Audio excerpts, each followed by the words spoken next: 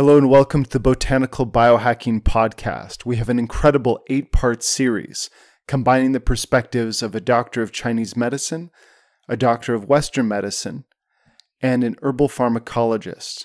By combining these vantage points, we get unique insight into the nature of pain and what the strategies we can use to overcome chronic pain and fatigue.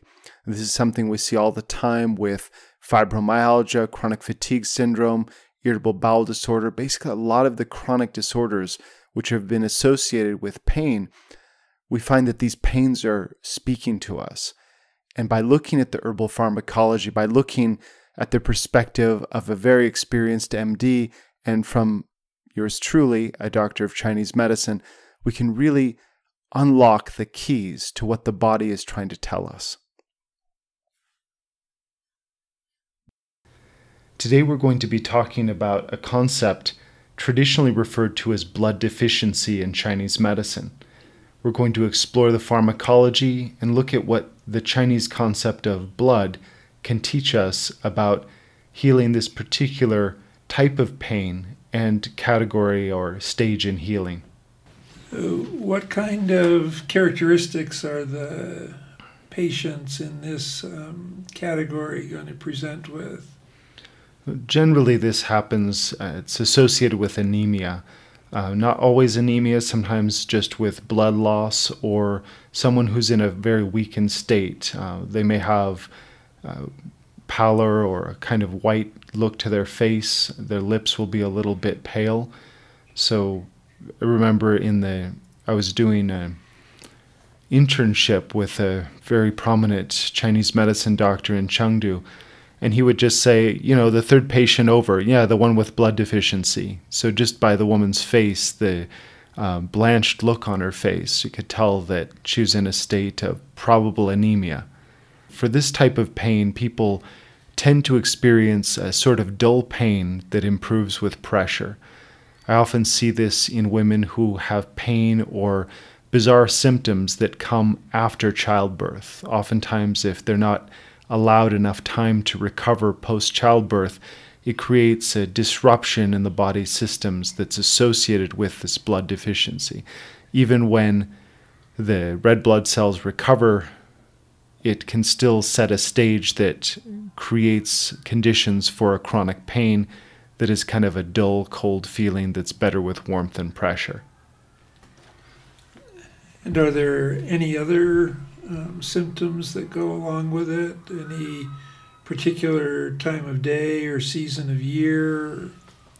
Generally, the symptoms will be worse at night, and interestingly, they tend to get itching quite a bit. And we see itching with deregulation of the immune system or an immune reaction. Sometimes people will get hives of one type or another, or as an allergy to poison oak. But also when people, particularly women, because of their monthly blood loss over the course of their life, will get this type of pain that is associated with constant itching.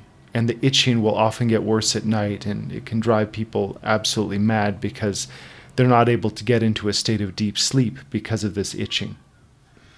They can't sleep and they get depressed and begin headbutting their husband, and now I'm treating him for bruises. It's just a big mess.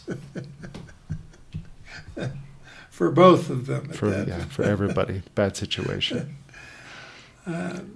So I think one of the things to be clear about here is that the concept of blood deficiency in Western medicine and Chinese medicine is a little bit different. There are a lot of overlaps, but and perhaps the overlapping areas are the most important ones. We know that people with blood deficiency can't deliver enough oxygen to their cells. And in doing that, the energy stores in the cells become depleted. The other things that travel along with the red blood cells are the white blood cells. and the lymphocytes that are part of the white blood cells. We now know that lymphocytes are communicating cells that carry messages from one cell to another, giving them instructions about how active to be, whether to upregulate or downregulate. Hormones are carried in the blood circulation. Other cells in the blood circulation are packed with a substance called histamine. Histamine, when it's released, causes profound itching. And so we know that these factors are present within the blood, but in Western medicine we don't tend to think of, for instance, profound itching due to histamine as being due to a blood deficiency. Just different medicine, different names, but many of the factors are shared in both systems. I think it's interesting, the concept of blood as connective tissue. I remember the first time I learned this concept, I think it was in high school biology or something like this, and I just thought, that is stupid. There's no way that blood is in the same category as tendons or ligaments. And of course, a little more in-depth look, you find that blood is really the great communicator of the body. And this is an idea shared in both Chinese and Western medicine. Blood being the house of qi, which is helping with ordering the body. That's really fascinating and poetic. And with blood, hemoglobin carrying oxygen, you have this overlap between the concept of, blood as this sort of soup for transportation and the gases within it, because there are various gases within blood. And this relationship is, it's called the relationship between qi and blood, and the balance between qi and blood. I think the overlap there, at least one of them, has to do with the nature of gases inside the blood, how they may be responding to inflammation and pain signaling as well. It's really kind of fascinating to me. A lot of the people whom I see with fibromyalgia are treated with opiates. And a not uncommon complaint is that people are itching. And in the past, I had always attributed this to an effect of the opiates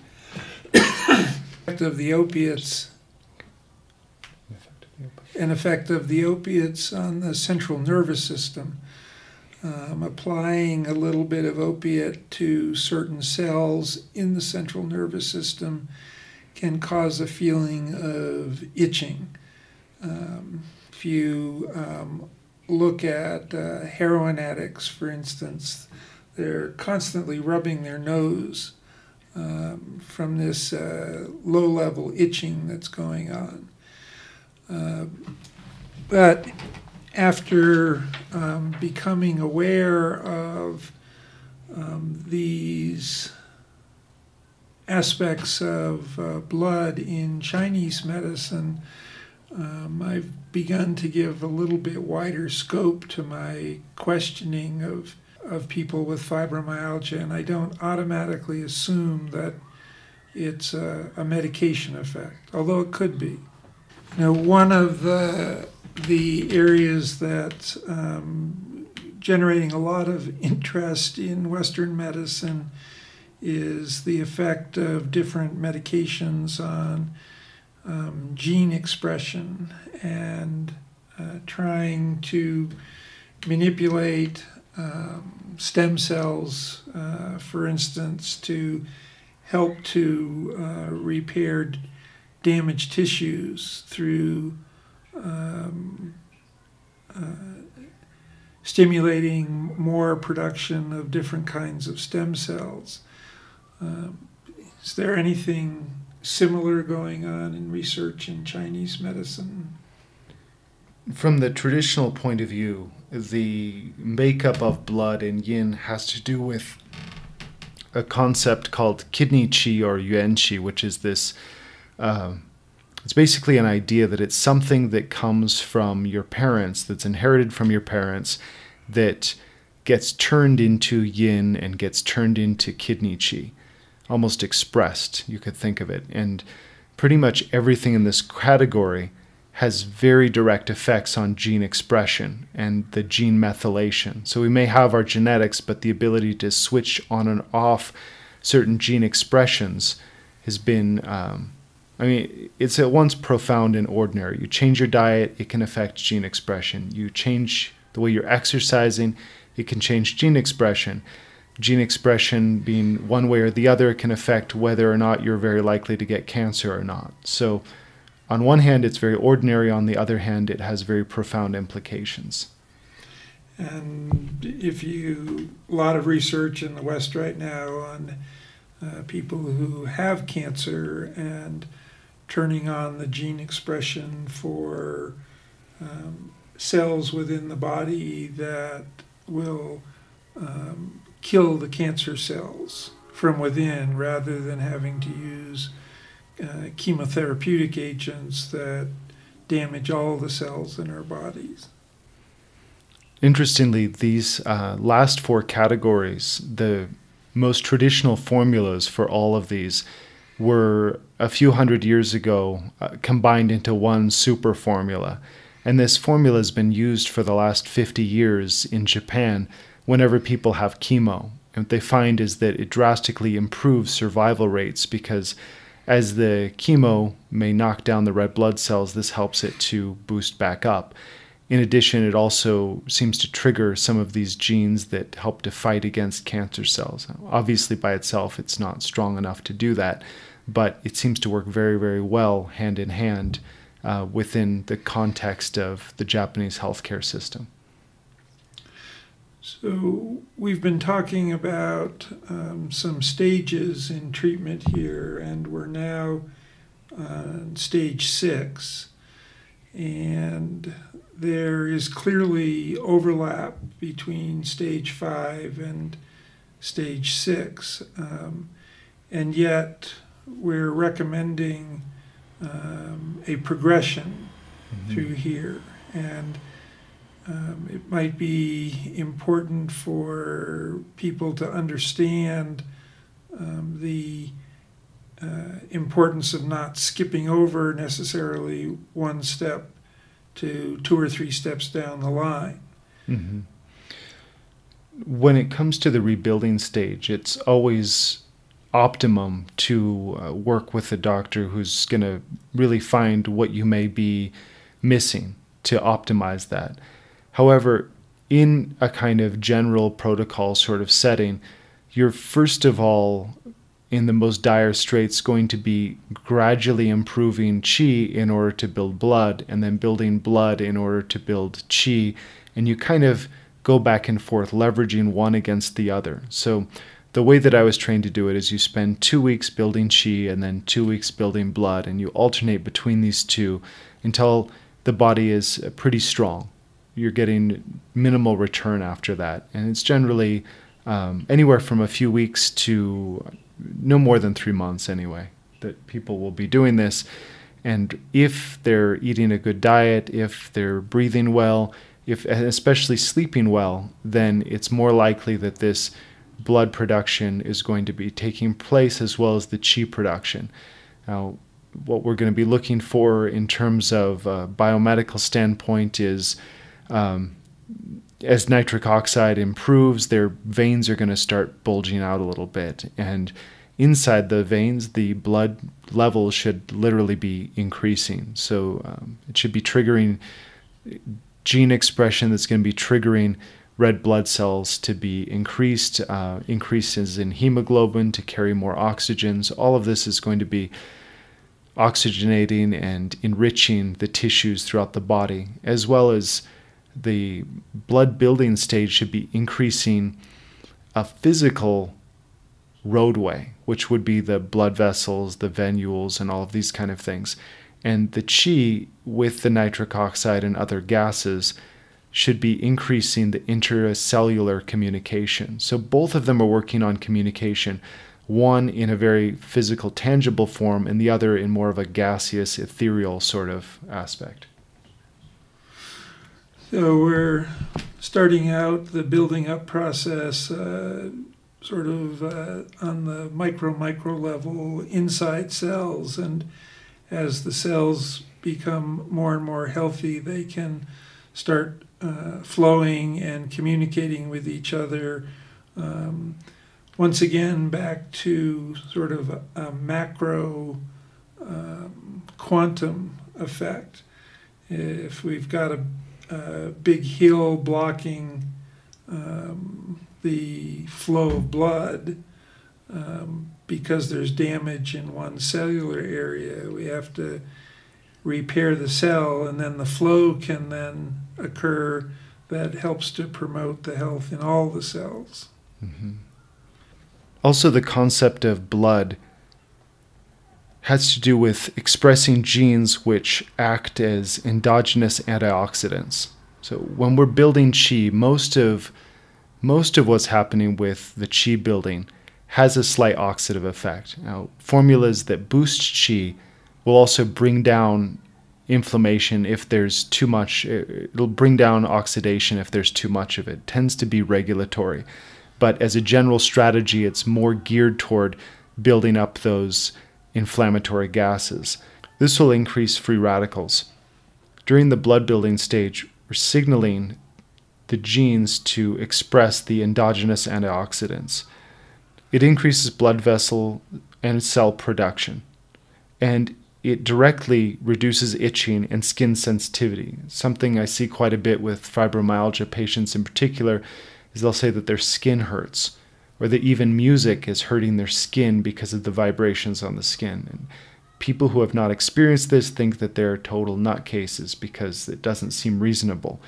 However, from the standpoint of traditional Chinese medicine, this is associated with this type of blood deficiency, and the herbs which address it also affect skin sensitivity. So while the qi building stage may be increasing nitric oxide gradually, the blood building stage has regulatory effects on nitric oxide to further regulate cytokines and reduce pain. This stage also helps to increase gene expression of cytokines such as TGF-beta to release your body's natural painkillers from the spinal cord. So we're going through the stages of boosting qi and boosting blood. What's the next stage, Andy? Generally, after boosting qi and boosting blood, we're going deeper into the body. So we're starting at the exterior. And as we're healing the body, we're going deeper and deeper to the inside. So it's kind of an out-in, and then after, with the building stage, it begins to flourish inside to outside. So after the blood begins to build, then we can start looking at the hypothalamic pituitary adrenal axis. If we were to just start with this right off the bat, it could be boosting areas in this cycle between the hypothalamic pituitary adrenal thyroid axis without necessarily increasing the intracellular communication. So without those communication systems, it could be done, but it will be a very slow and inefficient road. And with that, we move on to the next stage. Fascinating information. Thank you so much, Dr. Tom Whalen and Dr. Cho Shui-Lan. Next week, we'll be covering another aspect of pain and exploring what the body is trying to tell us. Thanks again. This is Andrew Miles with Botanical Biohacking. Please remember to rate and review on Stitcher and iTunes. We love those 5-star reviews. They help other people to see this podcast. And also, please feel free to send a link to this podcast, refer it to your family and friends. This is how we keep the word out, and we can help people to help themselves.